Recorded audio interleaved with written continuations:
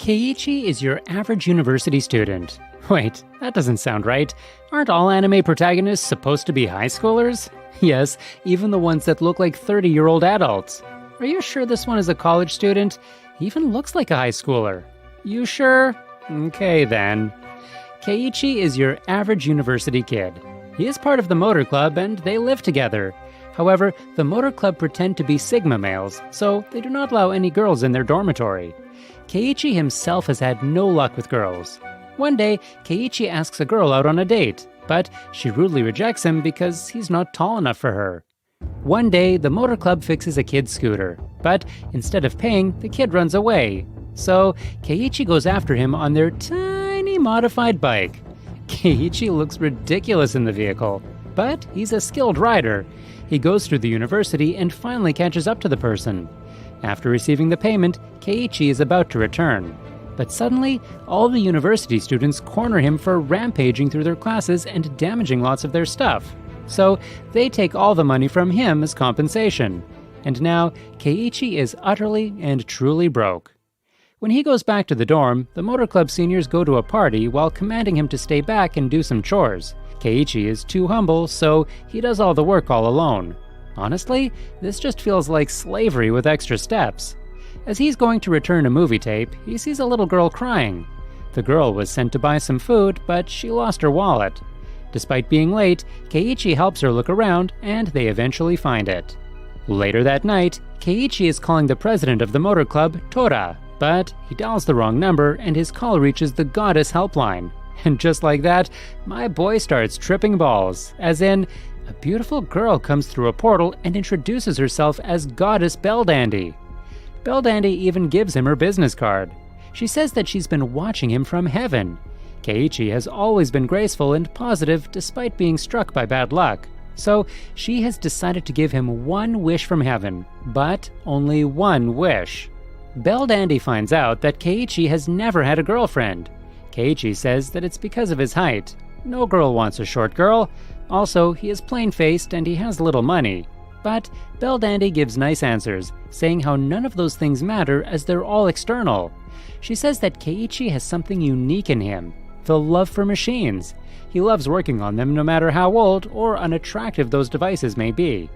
Hearing these words, Keiichi wishes that someone like Belldandy will always stay by his side. Belldandy is shook. Her powers start activating, and then she faints. When she sees that she created a hole through the roof, Belldandy calls heaven. She confirms that Keiichi's wish has been accepted. Belldandy looks happy that she'll be staying by his side.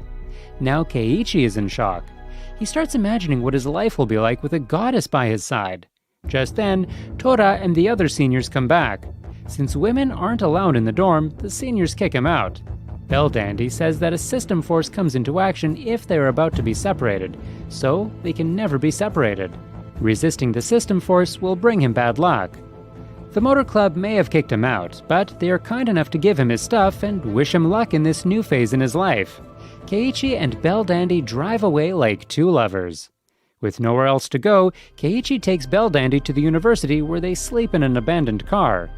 Keiichi and Belldandy are practically homeless, and they need a new place to live in. For that, they need money, and they have nothing to eat as well, so Belldandy asks the Holy Spirit to help them. Just then, the little girl from yesterday, whom Keiichi helped, calls them. Her name is Hijiri, and her mother thanks them by treating them to lunch.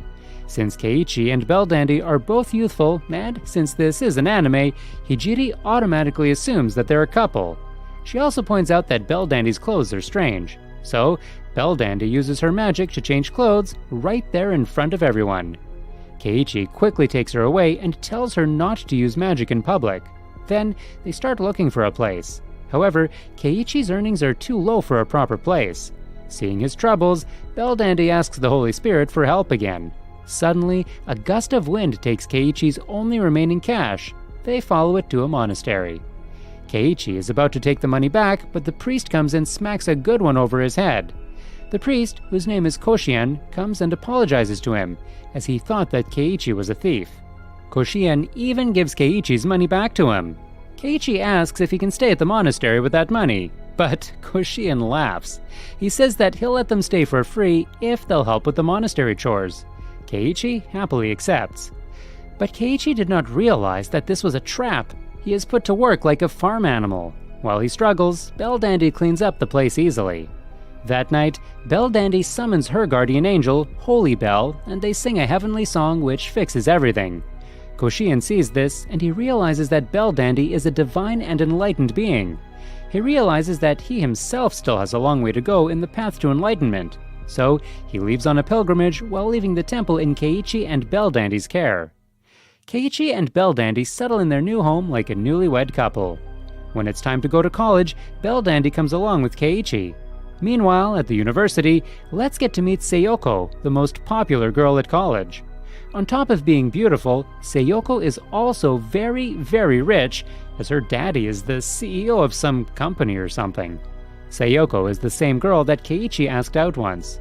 Sayoko thinks too highly of herself, and she even calls herself queen. And suddenly, a wild Belldandy appears. All the boys start simping over her instead of Sayoko. They start teasing her, saying Keiichi does not deserve her and she should go with someone more worthy. But Belldandy gives zero damns about those naysayers. Tora and Hiko try to steal her away, but suddenly a football knocks out Tora. Belldandy says that the system force is keeping them together. In class, everyone ignores Sayoko and focuses on Belldandy. Sayoko thinks that Belldandy is doing this on purpose to steal her spotlight. So she goes and asks a professor to research Belldandy and check if she's really a student here or not. Keiichi finds out about this through his seniors, so they hack into the registry. When the password does not work, Belldandy uses her powers. They enter the university system and register Belldandy as a proper student. So Sayoko tells Belldandy that a professor is calling her and sends her away. Then she pulls Keiichi to the side and lies to him, saying she's always had feelings for him. Sayoko believes that if Keiichi leaves Belldandy for her, then Belldandy's reputation will be ruined. This girl Sayoko is a psycho, but suddenly someone drops water on her. The system force is working. Then a dog starts chasing her away. Sayoko comes across Belldandy and accuses her of putting up a fake sweet persona. Sayoko refers to herself as the queen, and Belldandy asks her, "Queen of which country?" And Belldandy does not even realize that she accidentally roasted Sayoko here. Later, when Keiichi and Belldandy are returning home, Sayoko forcibly takes him on her Mercedes-Benz to a romantic location. However, the system force puts lots of obstacles in her way. When Sayoko continues being forceful with him, Keiichi tells Sayoko that she does not really love him and she would not lie like this. Later that night, the seniors give Belldandy her student ID card, making her an official student. One day, Keiichi forgets to bring his presentation materials, so Belldandy uses her powers to go fetch it. While he waits for her, everyone keeps asking him if he and Belldandy broke up. Seeing him all alone, Sayoko comes to sit with him. Keiichi tells her that he and Belldandy are not in a proper relationship. Hearing this, Sayoko surprisingly gives him good advice, telling him to confess his feelings to Belldandy instead of being unsure. That night, Keiichi struggles with his feelings for her. Many times he considers asking her out, but he chickens out every time. We've all been there, my boy. So, Keiichi brings out a love guide to get some tips. From the book, he gets the idea to confess in a romantic environment.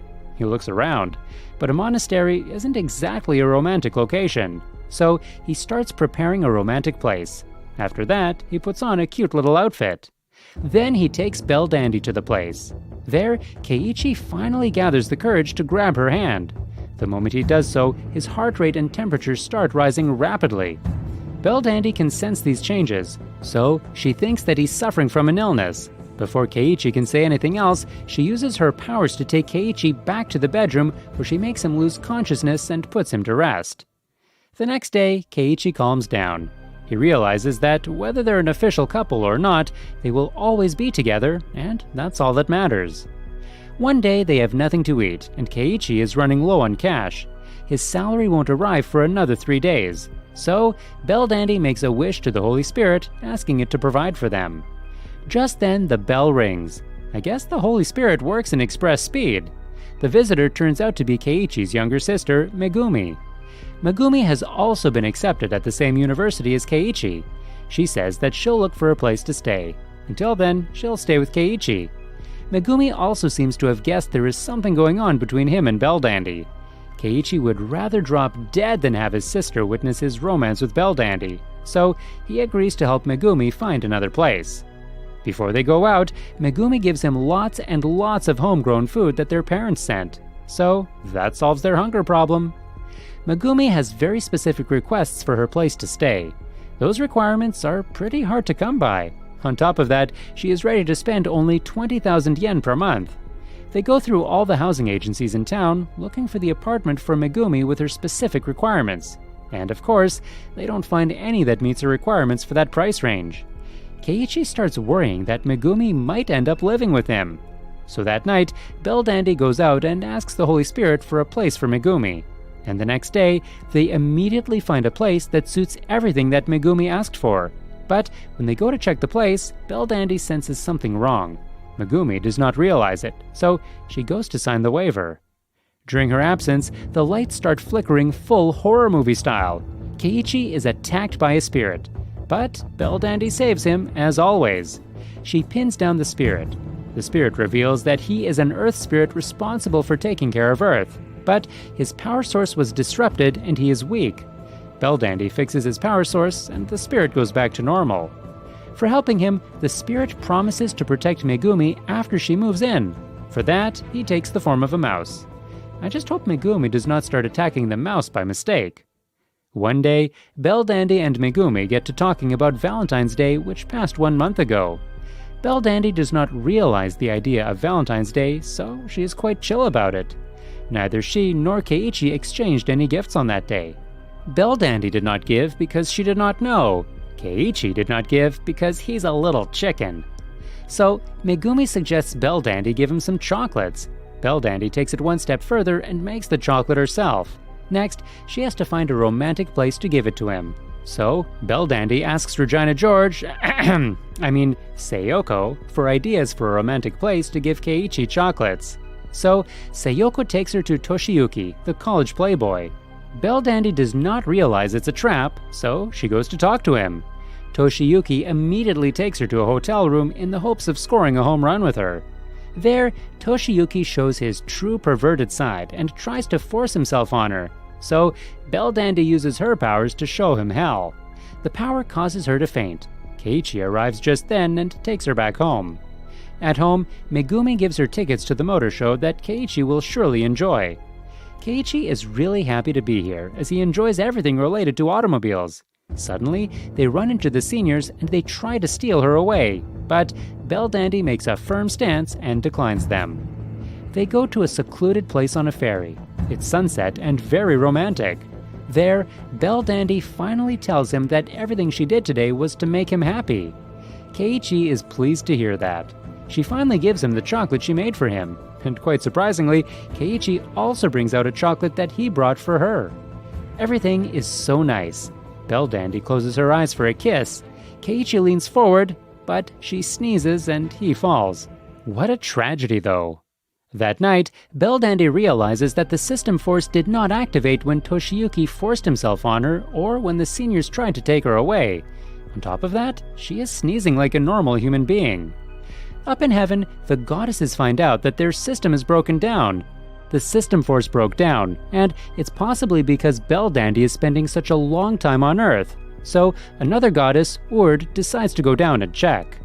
Down on Earth, Belldandy continues having flu symptoms. So Keiichi buys medicines from a pharmacist who is actually Urd in disguise. Urd also gives him a videotape. Keiichi gives the medicines to Belldandy and goes to watch the videotape. Urd appears and starts talking about how to seduce a woman, and then she falls through the TV and accidentally knocks him out. Belldandy comes in. Urd reveals herself as Belldandy's elder sister. Urd blames Keiichi for keeping Belldandy here, which is causing the system force to malfunction, so Keiichi agrees to help her fix it. When they are in private, Urd tells Keiichi that Belldandy needs to return to heaven to replenish her power, but that can be avoided by sending his DNA to heaven. That can be done if he makes physical contact with Belldandy. Maybe something like a kiss. Now, we all know Keiichi is too much of a chicken for things like this. Urd believes that Keiichi can't make the moves on Belldandy because he is inexperienced with women, so she forces him to fondle her buns. I call this sexual harassment, but this is just going to be passed as comedy, isn't it? However, Keiichi loves Belldandy too much, and he resists Ord. So, Ord uses her hypnosis powers on him to send him to Belldandy's room, where he starts making moves on her. Belldandy recognizes Ord's magic, so she releases it. Belldandy scolds Ord, so Ord gets angry at them. She attacks and Belldandy defends. Ord gets the upper hand and is about to use a powerful attack, so Keiichi protects Belldandy. Just then, Ord's power hits herself. Apparently, the Almighty One stopped her. He also sends a message banishing Ord from heaven for some while. So, Ord starts living with them. Keiichi does not like it because things are bound to get even more out of hand considering how lewd and unpredictable Ord is. That's it for part 1, 2000